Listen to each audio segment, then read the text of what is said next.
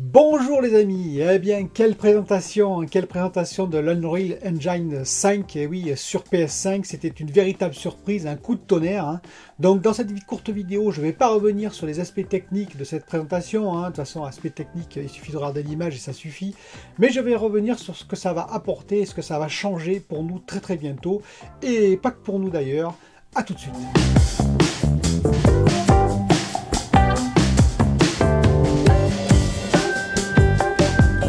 Donc voilà, donc j'ai vu comme vous la vidéo de cette présentation, c'était assez fabuleux. Je dois dire que je suis resté sur ma chaise pour pas employer une autre expression, n'est-ce pas?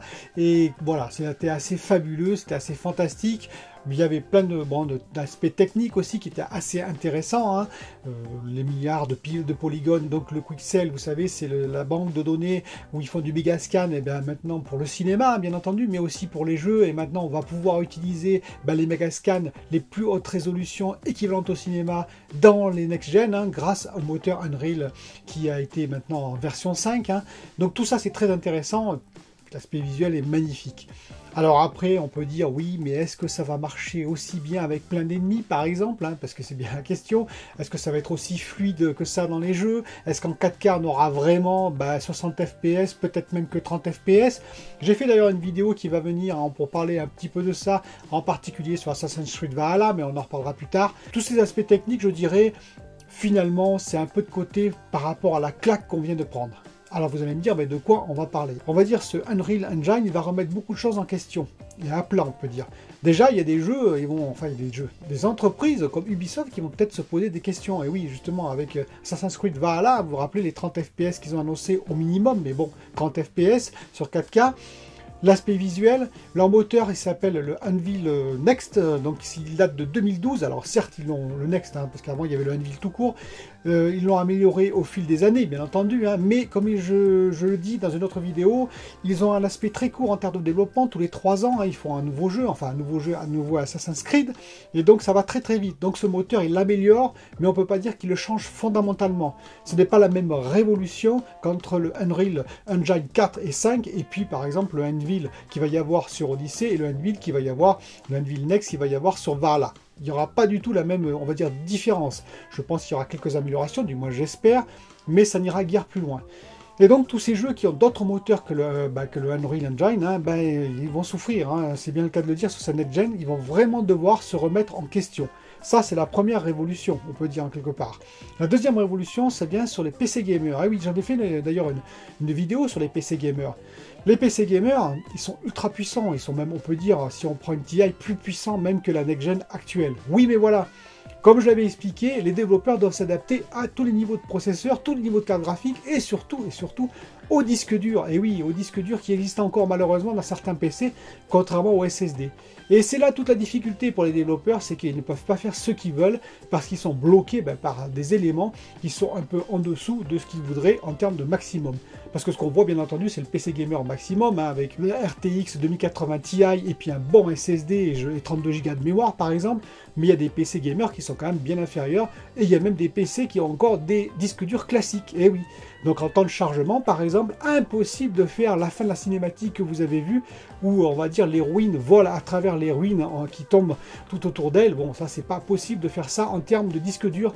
Voilà, il faut tout charger avant dans la mémoire, donc il faut une mémoire colossale. Vous voyez donc tout de suite les limites du PC gamer, c'est-à-dire que tant qu'il n'y aura pas uniformisation du SSD sur tous les PC gamer, eh bien ça ne sera pas possible. Et c'est ça qui va changer, c'est que je pense effectivement que le monde du PC va très vite comprendre que s'ils veulent s'en sortir aussi bien que les consoles next-gen, ils vont devoir passer sur SSD. Et oui, c'est donc ça une véritable révolution que va amener également le Unreal Engine 5. L'autre apport non négligeable qu'amène cette démonstration en temps réel, je le rappelle, c'est le petit PS5 qu'il y avait à la fin. Et oui, le petit PS5 qui compte pour beaucoup, parce qu'on avait quand même des questionnements sur la PS5, rappelez-vous, beaucoup de gens se questionnaient par rapport à la Xbox Series X, et sur la communication, et sur la puissance de la machine.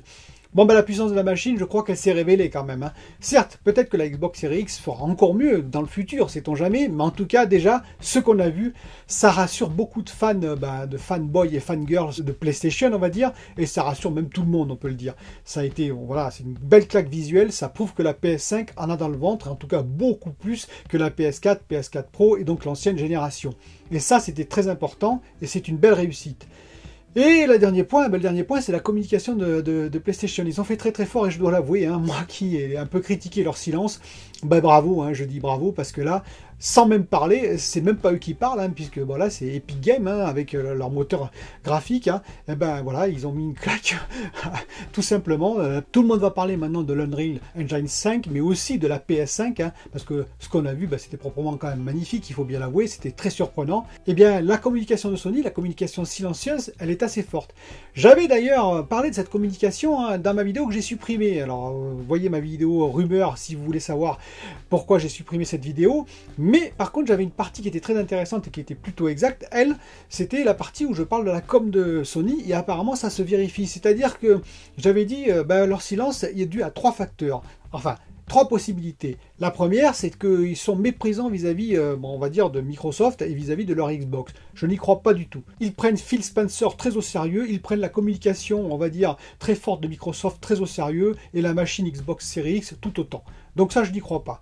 La deuxième raison, c'était que Marc Cerny et puis son équipe, ils avaient peur, vous avez des problèmes techniques. Et donc, ils n'arrivaient pas à communiquer dessus, c'est-à-dire, ils disaient, il faut retarder, parce que voilà, on a un gros problème, et puis la Xbox Series X est beaucoup plus puissante que notre machine.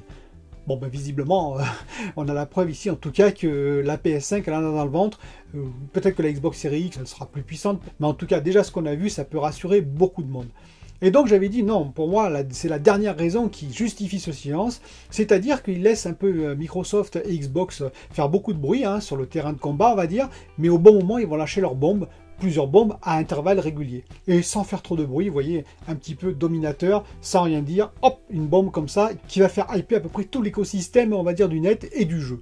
Donc je reconnais que Sony a une communication assez béton hein, de ce côté-là, très silencieuse, mais avec quelques claques bien placées. Microsoft, avec leur Xbox, ne vous inquiétez pas, ils auront des réponses équivalentes. Ceci dit, je pense que là, pour le coup, ils se sont fait surprendre un petit peu par cette prestation assez extraordinaire de l'Unreal Engine 5, qui bien sûr tournera également sur Xbox, qui tournera sur Android, qui tournera sur PC, bien entendu. Mais qui c'est qui a eu la primeur? C'est quand même PlayStation, c'est quand même Sony, et vous savez, ça marque les esprits. Voilà, donc je tenais à faire cette courte vidéo, pour dire que voilà, le monde du jeu va vraiment changer avec cette next-gen, hein, on le sent bien, hein, donc les boîtes comme Ubisoft vont devoir s'adapter rapidement, hein, parce que leur moteur vieillissant, l'Anvil Next, là on sent vraiment la différence. Les PC gamers, ça va devoir s'adapter aussi, c'est-à-dire que maintenant il faut qu'ils passent tous en full SSD, sinon jamais ils pourront suivre la next-gen avec ces séquences incroyables et hallucinantes qu'on a eues à la fin de cette présentation. La PS5, oui, elle est sur les rails apparemment, et Sony tout autant. La communication de Sony va débouler, ça va nous réserver de belles surprises, tout comme Microsoft qui nous réservera de belles surprises, j'en suis absolument persuadé. En tout cas, dites-moi ce que vous avez pensé, vous, de cette présentation, hein, de l'Unreal Engine 5 et de la PS5 finalement. Hein. Et puis, un petit pouce, pourquoi pas un abonnement si vous n'êtes pas encore abonné. Et je vous dis à bientôt. Bye bye.